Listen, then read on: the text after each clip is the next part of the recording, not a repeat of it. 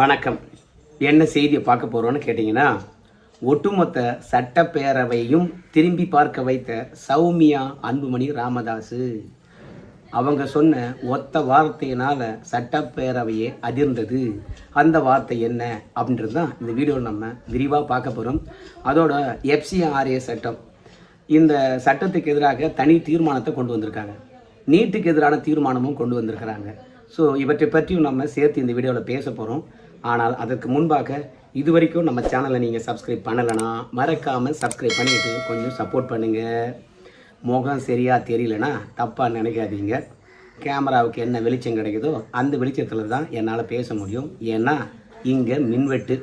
சரி, இப்போ அன்புமணி ராமதாஸ் இருக்காங்க இல்லையா, அவங்களுடைய ஒய்ஃபு சௌமியா அன்புமணி ராமதாஸ் அவர்கள் சட்டப்பேரவையில் பேசின கிட்டத்தட்ட ஒரு 24 நிமிடங்கள் பேசியிருக்காங்க. அதிலிருந்து நான் ஒரு 1.5 நிமிஷம் வீடியோ தரேன், நீங்கள் அதை பார்த்துட்டு வாங்க.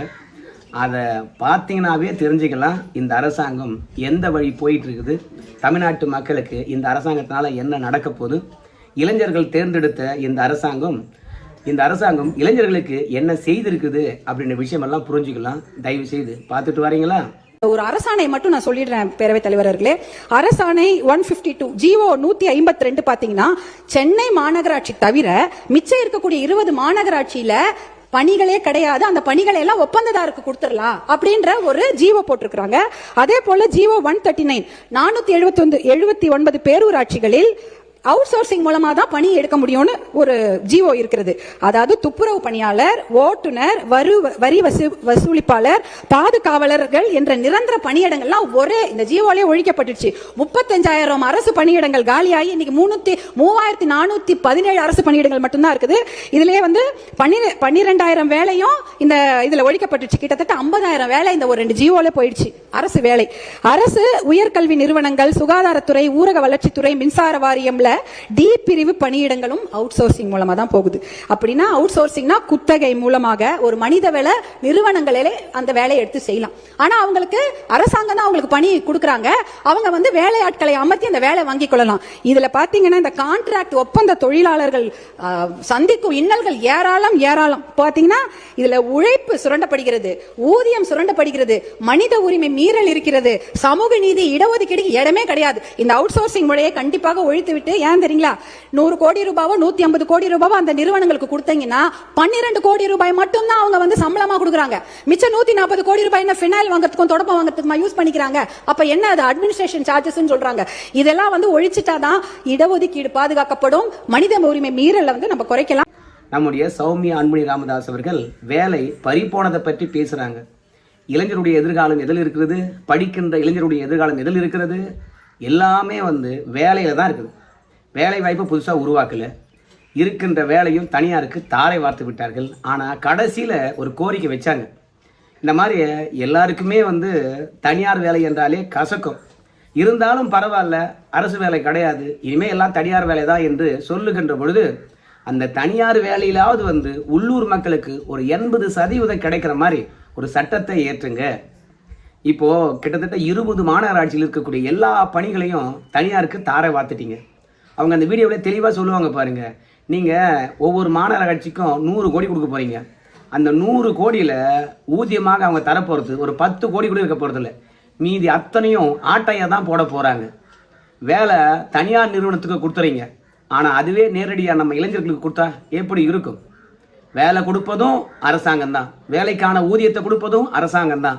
ஆனால் அந்த தூய்மை பணியாக இருக்கலாம், இல்லை மற்ற பணிகளாக இருக்கலாம், எல்லா பணிக்கும் அரசே ஆள் எடுத்து அந்த தனியார் நிறுவனமானது என்னத்தை கொடுக்குதோ சம்பளமாக அதை நாம் கொடுக்கலாம்.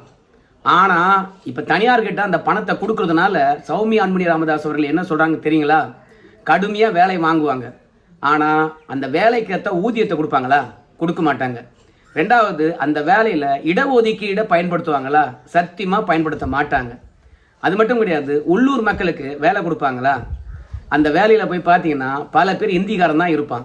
ஏன்னா தனியார் நிறுவனம் தருகின்ற சம்பளத்துக்கு இந்திக்காரன் மட்டும்தான் வேலை பார்ப்பான். அப்போது ஒட்டுமொத்த உள்ளூர் மக்களுக்கு வேலை கிடைக்க போகிறதில்லை, இடஒதுக்கீடும் இருக்க போகிறதில்லை, வேலைக்கத்த ஊதியமும் தரப்போகிறதில்லை. இரண்டாவது, எந்த அளவுக்கு பாதுகாப்பு வசதிகளை செய்து தருவாங்கன்னு தெரியாது. பிஎஃப் எவ்வளோ இருக்குன்னு தெரியாது, இஎஸ்ஐ எவ்வளோ இருக்குன்னு தெரியாது. ஸோ தொழிலாளர் நலனை எந்த அளவுக்கு கருத்தில் கொள்ளுவாங்கன்னு தெரியாது. தனியாருக்கு தாரை வார்ப்பதனால வேலை மட்டும் போல அங்கே இருக்கின்ற ஒட்டுமொத்த மக்களுடைய வாழ்வாதாரமும் அவுட். சௌமியா அன்புமணி ராமதாஸ் தான் இந்த புள்ளி உரத்தை பற்றி பேசினாங்க.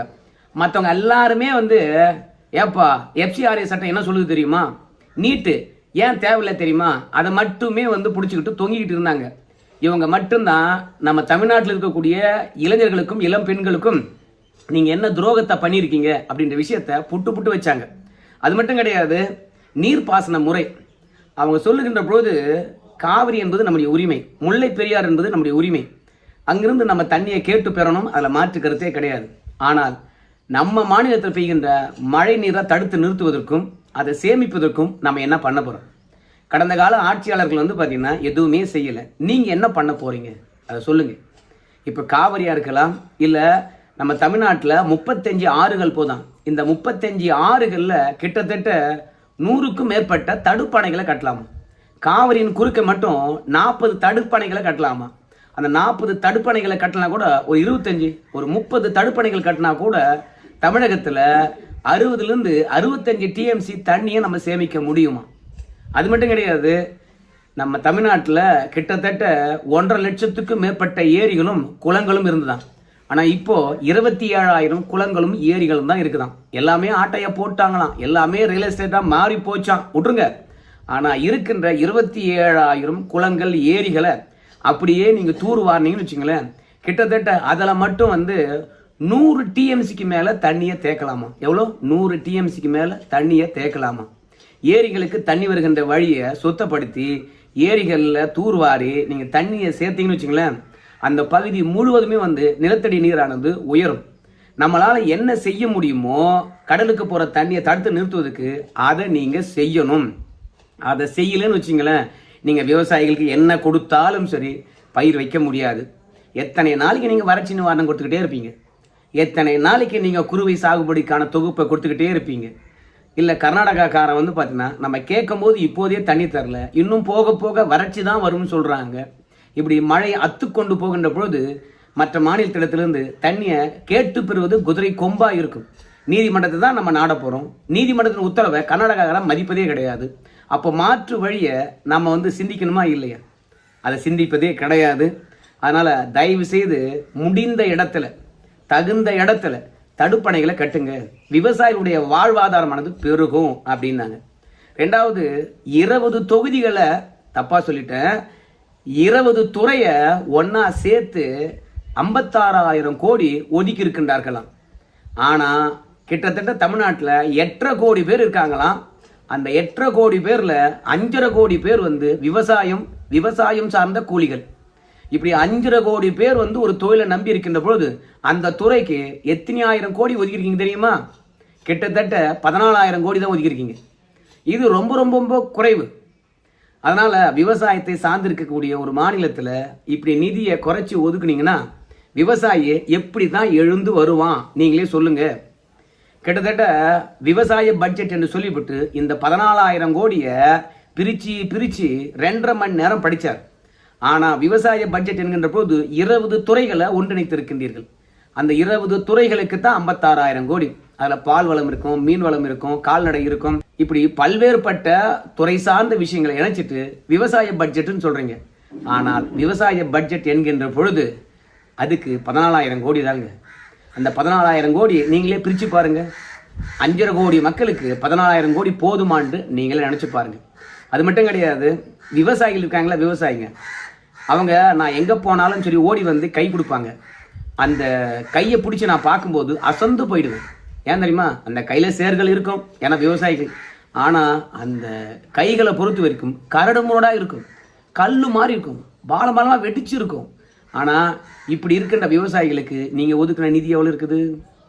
அதுலேயும் தருமபுரி பக்கத்தில் குடிநீர் இல்லாமல் தத்தளிக்கின்றார்களாம். அதனால் காவிரி கூட்டு குடிநீர் திட்டத்தை தயவு செய்து நடைமுறைப்படுத்துங்க.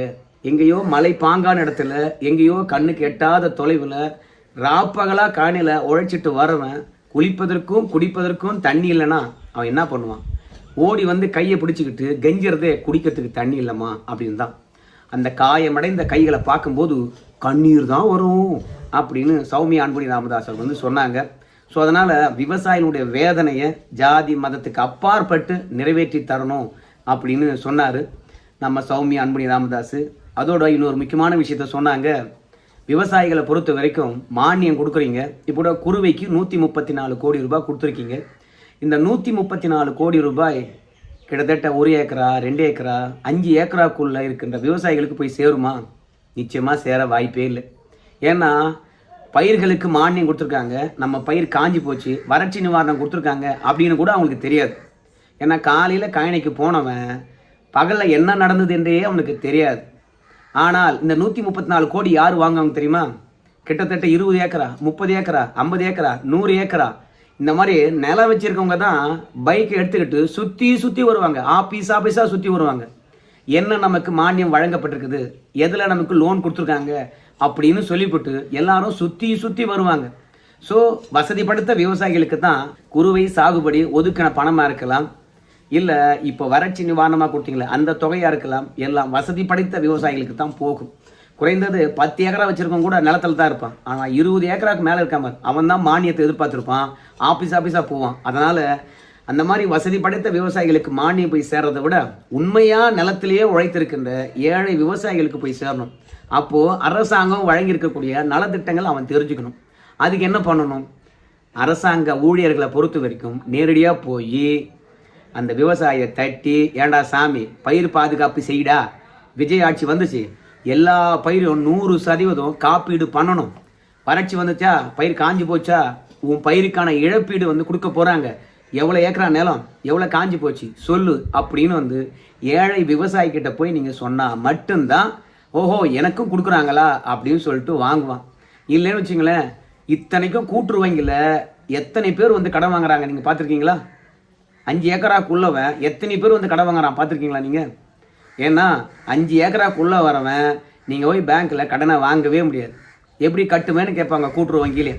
அது மட்டும் இல்லை, ஒவ்வொரு ஆட்சியாளர்கள் வருகின்ற போதெல்லாம் கூட்டுறவு பேங்க்கில் இருக்கக்கூடிய கடனை தள்ளுபடி பண்ணிக்கிட்டே இருப்பதனால கூட்டுறவு வங்கியானது விவசாய கடனை எல்லாருக்கும் தர்றது கிடையாது.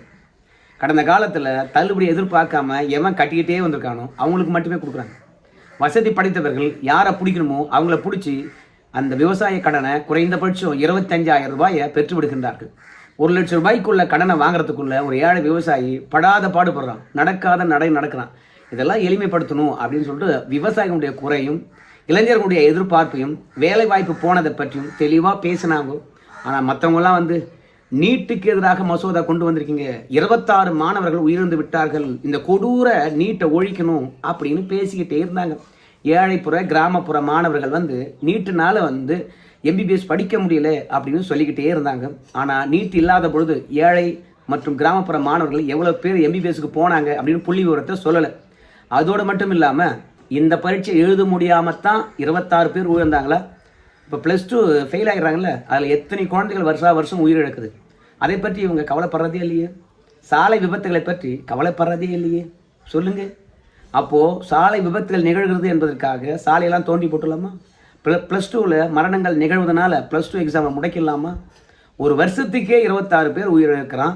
ஆனால் நீட்டுனால தமிழகத்தில் 26 பேர் உயிரிழந்து விட்டார்களாம். அதனால் நீட்டு வேண்டாம், பேன் பண்ணணுமா? சரி, இப்போ தீர்மானம் கொண்டு வந்திருக்கீங்களே, இதற்கு மட்டுமே பதில் சொல்லுங்கள்.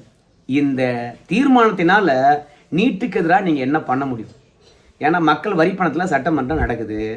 அந்த சட்டமன்றத்தில் இன்னைக்கு வெட்டியாக உட்காந்து தீர்மானத்தை கொண்டு வந்துட்டு நீங்கள் வாய்க்கிழிய பேசுனீங்க. இந்த தீர்மானத்தை ஏற்றதுனால நீட்டு ஒழிக்கப்படுமா? ஒவ்வொரு முறையும் நீங்கள் தீர்மானம் ஏற்றி மத்திய அரசாங்கத்துக்கு அனுப்புவதனால என்ன மாற்றம் வருது? மக்களுடைய வரி பணம் தான் வீணாகுது, சட்டமன்றத்துடைய நேரம் தான் வீணாகுது. அதனால இந்த தீர்மானம் ஏற்றதுனால இந்த பலன் கிடைக்கும் அப்படின்னு சொல்லிட்டு இந்த நீட்டு தீர்மானத்தை ஆதரிக்க சொல்லணும். ஆனால் வழக்கம் போல் பார்த்தீங்கன்னா இந்த மாதிரி தீர்மானத்தை ஏற்றி விட்டு மற்ற ஒட்டுமொத்த தமிழ்நாட்டு மக்களையும் ஏமாத்துறாங்க. மாணவர்களை பொறுத்த வரைக்கும் நீட்டை இவங்க தள்ளுபடி பண்ணுறாங்க பொழுது நம்ம ஏன் படிக்கணும் அப்படின்னு சொல்லிட்டு மாணவர்களை குழப்புறீங்க. அதனால் இந்த நீட்டு தீர்மானத்தினால என்ன மாற்றம் வரப்போகுது? இதனால் என்ன பயன்? மக்கள் வரி பணத்தை செலவழித்து ஒரு தீர்மானம் போட்டிருக்கீங்க, நீங்கள் பதில் சொல்லணும். 2வது FCRA சட்டம், அதை பற்றி நான் பெருசாக பேச போகிறதில்ல. இன்றைக்கி அந்த சட்டமே வேண்டாம் அப்படின்னு வன்னியரசுலேருந்து எல்லாருமே பேசுனாங்கன்னு வச்சுங்களேன். ஜவஹர்லாலாம் பேசுனாங்க. சரி, நாம் என்ன கேள்வி கேட்குறேன்னு கேட்டிங்கன்னா, FCRA சட்டம் யாருக்கு கொண்டு வந்திருக்காங்க? லைசன்ஸை முறையாக ரினியூல் பண்ணாதவன், சரியா கணக்கை காட்டாதவன். இந்த 2 பேருக்கு எதிராகத்தானே இந்த சட்டத்தை கொண்டு வந்திருக்காங்க. ஒரு தொண்டு நிறுவனம் வச்சு நடத்துற, உன்னோட லைசன்ஸ் கூட உன்னால புதுப்பிக்க முடியலன்னா மற்ற வேலைகளை மட்டும் நீ எங்க ஒழுங்கா பார்க்க போற? உன்னுடைய லைசன்ஸை ரினியூவல் பண்ண முடியலன்னு வச்சுங்களேன், நீ யார்? அப்போ சந்தேகம் எழுமா இல்லையா? அதனால நீ வழக்கம் போல வாங்கின பணத்துக்கு கணக்கு காட்டினா, லைசன்ஸை ஒழுங்கா புதுப்பித்தீங்கன்னா எந்த ஒரு சிறுபான்மை நிறுவனங்களோ இல்லை பெரும்பான்மையாக இருக்கக்கூடிய இந்த அமைப்புகளுடைய சொத்துக்களோ மத்திய அரசாங்கம் எடுத்துக்காது. அதாவது கோடி கோடியாக பணம் வாங்குவாங்களாம், கணக்கு காட்ட மாட்டாங்களாம். ஆனால் வந்த பணத்தை வச்சுக்கிட்டு மதம் மாற்றுவாங்களாம். ஆனால் அந்த அமைப்புக்கு ஒரு லைசன்ஸை வாங்கி வச்சுக்கிட்டு சரியான நேரத்தில் வந்து பார்த்தீங்கன்னா அந்த லைசன்ஸை புதுப்பிக்க மாட்டாங்களாம். ஏண்டா கேட்காத புள்ள கெட்டது, பார்க்காத பயிர் கெட்டதுன்னு சொல்லுவாங்க.